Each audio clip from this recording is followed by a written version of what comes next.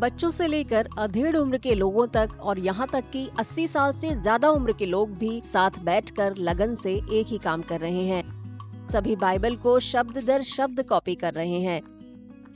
ഈ വർഷത്തിന്റെ ഏറ്റവും വലിയ പ്രത്യേകത വചനത്തിലേക്ക് തിരികെ പോകണമെന്നുള്ള മാർപ്പാപ്പയുടെ ആഹ്വാനമാണ്.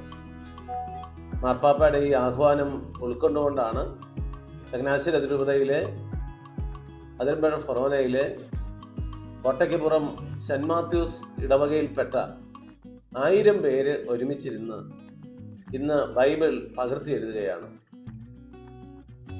बाइबल लिखने का काम केरल में कोट्टायम के सेंट मैथ्यू चर्च में किया गया।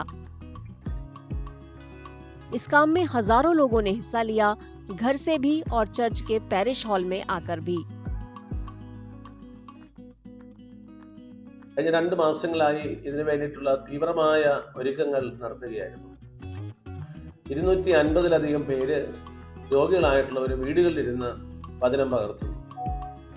ബാക്കി 800ഓളം പേര് ഇവിടെ പരീക്ഷകളിലിരുന്നാണ് എഴുതുന്നത്.